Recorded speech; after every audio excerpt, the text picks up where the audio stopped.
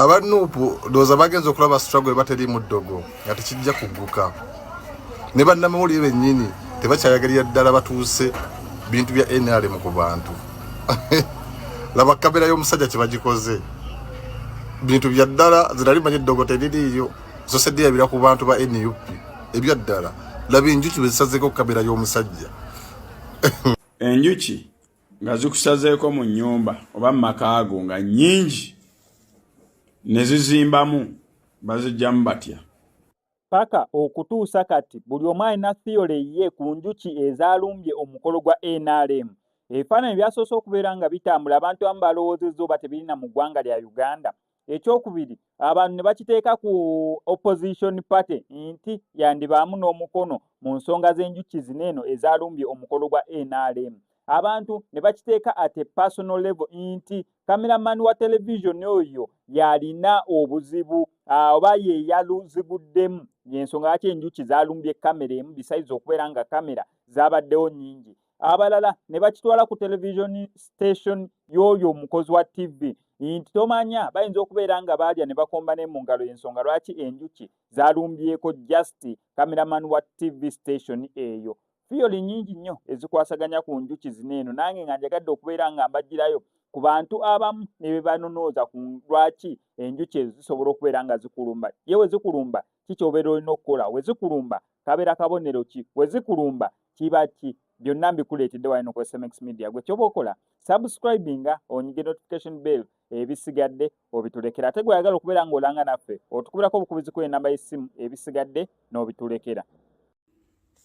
enjuki nga zikusazeeko mu nnyumba oba makaago nga nnyingi nezizimbamu bazijjamu batya abantu bangi babadde bambuuza ekintu kino okuva lwe nakola vidiyo eri ngenda kuwa episodes 2 mu nsonga eno. Enjuki ezo nga zizze mu nnyumba yo oba mu makaago ezo enjuki ne zizimbamu ne zikolamu omubisi. Njagala osooka okimanye mwene episode esooka ti ezo enjuki tezijja mu maka maavu. Nkiddamu ezo enjuki tezijja wa muntu nga mu famire yammwe muli baavu. Ezo enjuki kasita oziraba ne bw'ozikolera emizinga 100 tezisobola kugenda mu mizinga egyo. Ne bw'ozigoba zikomawo.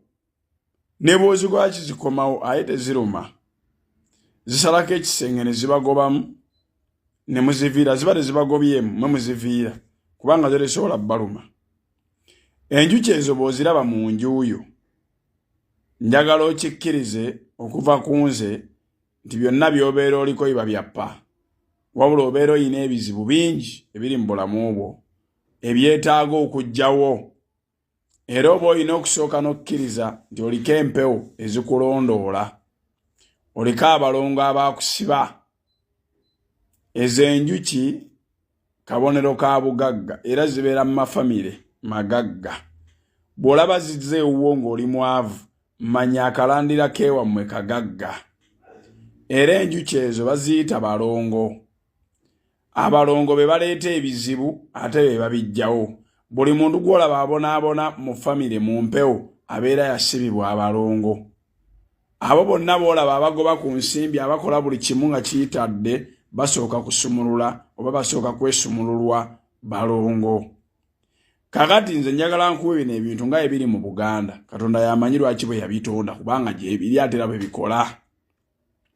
Enjuki ezo bw'oziraba nga zizze tonoonya mizinga kuba ne bw'olizifunira emizinga omutwalo mulamba tezijja kugenda mu mizinga egyo. Enjuki ezo bwe zijjira oba n'ebizibu bingi. Obeera tokyafuna, obeera olwaza, obeera oyina abamakomera, obeera oyina obutakwatagana, obeera oyina entalo, obeera n'ebizibu bingi. Enjuki ezo ezituukira okujja. Kakati enjuki ezo balina engeri gye bazikwatamu. Naye enjuki ezo we zituukira okuvaawo, enjuki ezo zijja emirundi 3 mu bulamu. Zijja ng'oli muto nga taatawo akaddiye. Ne zijja ng'oli muvubuka nga taatawo yafa nga gw'otandise okuzaala. Ne zijja ng'okaddiye ng'abaana bo bavubuse eggulu. ebiseera ebisinga enjoki bw'olaba zijja ewammwe ne bwewaba wammwe ne bwewaba wo mu famire yammwe oba nga zizze ne zizimba mu sheedi oba zizze mu kasolya k'ennyumba ebiseera ebisinga ewammwe mutera okubeera mu famire nga mwali bagagga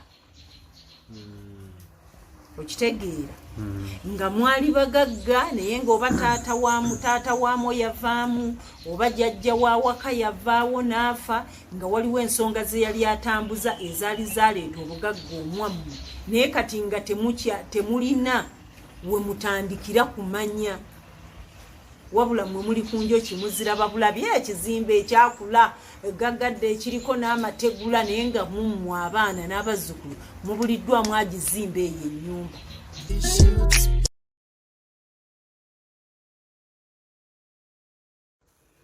Uganda Sukuma Witch kati tuli ku njuki. Everybody has a story about the njuki.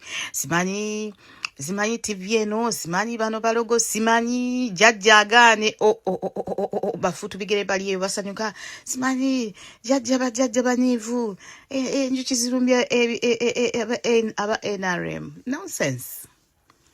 Baba TV kamera yaabwe yokka ye yalumbiddwa. Enjuki zaadde mpitirivu nnyo zaayise ku crowd ne zijja ne zitula ku kamera ya Baba TV, especially the lens, ne zibika lens. That means either anyway ababirivingira mu ddogo. In my opinion, oli yakoze sabotage, yataddeko some chemical attracting those specific bees. Ate tezaalumye n'abantu ne zijja era yalunze wali awali lens nti no Baba TV tesobola kukwata credible content oba kwegamba tesobola kukwata content yenna asobola kutambula na standing out. It is all about competition. Ne mu bannamawulire mulimu ebikono n'eddogo. Everybody wanted to stand out. Jukira, we are in the campaign season. Buli omu yeetega omukulembeze agenda kubeera wali ow'eggwanga oyogera kiggwe. Buli omu ayagala okubeera notice, buli omu ayagala okukwata contract, buli TV eyagala okubeera nga ye standing out.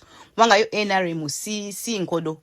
NRM yo eta sente mu campaign. Ukategedde ako.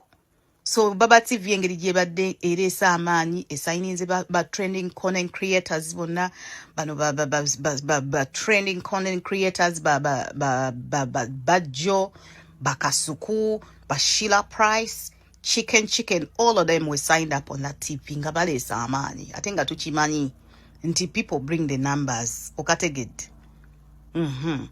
Kati nga competition weeri ate nga buli omu ayagala okubeera nga standing out gwe biveeko gwe ng'omukulembeze ali wali here nyini mugaati ekikono kibeera wali gwe kiveeko gwe.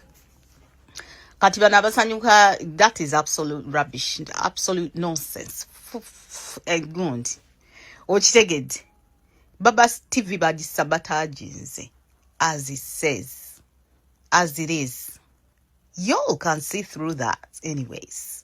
Ebintu webitwe byatuuka. Abantu bakyazanya mpozi kakati eri mu bafutu bigere yo terinnyo mugaati. Era kati ababeerayo mpozi abo bambi ba map media ate nabo babagobaganya. Nabo babagoba olwokubanga balabisa mbega ne kakalabanda ne babagoba ati bambi ne kwega beesibayo gwesibi naye nga yo teri mugaati. N'ababayimbira tebafuna mugaati. Abayimbira NRM mu campaigns n'abakwatira NRM content be bafuna omugaati. Yes, absolutely. Kuba budget ebaawo nzakomba buusa okitegedde naye nga bannaye abantu baganye okuvaawo bagambye we are not living. Buli omu abeera ayagala kubeera notice. Jukira omukulembeze w'eggwanga abeera nga kibunoomu. Ate he is a very hard working man. Every day he has something he's doing. Akikola ati at his age. Fiti tunaweza myaka 4 naye tubeera tukooye okolayo task emu n'owulira nga wennoofa. Naye omusajja every single day he's either signing something, he's gone out to the country, he's doing this and that. He's very hard working. But hey. Naye nga namunju w'omuntu ye mwamulabye mu Buganda oba nedda. Hey. Abali bewala ntino bebalina Buganda gaba bugumye edda batanze okuteekawo kisolo kati baavudde dda ku Edi Mutwe bali mu kubuukira byanjuki. anyway, it is what it is. Nze nkawa Museveni. Oba otwala follow gitwale. Twala follow yo naye ka Museveni. Yes. Si mu bubi. Buli omu alina opinion ye, buli omu osobola okulonda owuwo. Mwoba osobola okulonda kadingo wo, nze nonda Museveni. Gwe nkawa. Si mu bubi. Oba munywa butwa, mwe mumanyi. Naye nze awo wendi.